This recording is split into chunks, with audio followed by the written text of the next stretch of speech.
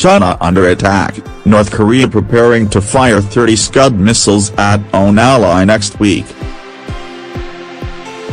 The Hermit Kingdom was spotted transporting 30 Scud missiles from Gwangju, south of the capital Pyongyang, to Nampo, in the west of the country.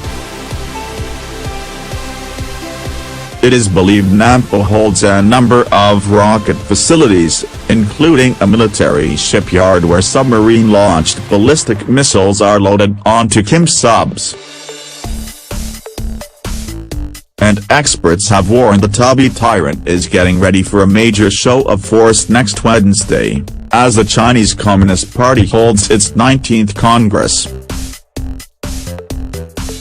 Kim Jong-un is thought to be angry with China after its only ally sided with Donald Trump to slap sanctions on the Hermit Kingdom. Now the chubby despot hopes to remind Chinese Premier Xi Jinping he won't be cowed with a shocking show of his military might.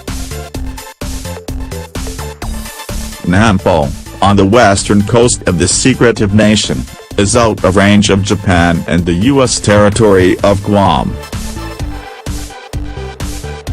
But missiles fired from the military base could reach key targets in China, such as Dalian at 328 miles away, and Qingdao at 200 miles away. Both are major seaports just across the Yellow Sea from North Korea. The South Korean capital Seoul is also just 121 miles from Nampo.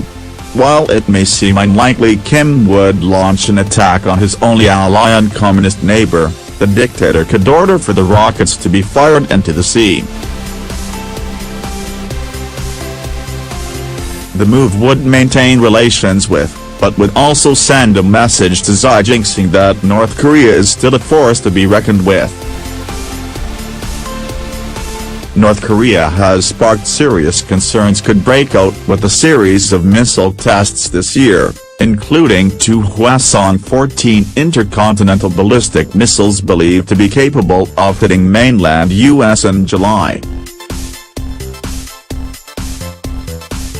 And Pyongyang is adamant on continuing Kim's nuclear program despite a string of increasingly volatile threats from Donald Trump.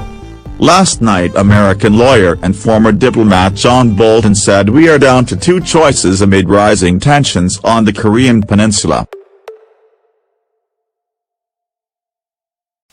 Speaking on Twitter, he added, "We're down to 2 choices with North Korea, either eliminate the regime or eliminate the nuclear weapons." The former ambassador has been named as a possible replacement for U.S. Secretary of State Rex Tillerson and was seen outside the White House on Wednesday. The news comes as China stirred up even more tensions between North and South Korea after the 8-year deal was due to be continued in a positive step towards improving relations between Seoul and Beijing. But tensions between the states have been frayed over South Korea's recent installment of controversial U.S. missile shield, the Terminal High Altitude Area Defense System, to counter an attack from North Korea. And now authorities in Beijing have now blocked the extension and failed to renew the deal seen as vital in the region, according to reports. Is considered North Korea's only remaining ally and repeatedly issued warnings to the U.S. to calm its aggressive rhetoric on the Korean conflict. Yesterday Beijing warned Donald Trump his threats against North Korea could backfire bigly and lead to a catastrophic war. As the crisis deepens, Chinese newspaper The People's Daily has urged both nations to cool it on Tuesday. War on the Korean peninsula would be catastrophic, and dialogue remains the best option, the state-owned paper warned.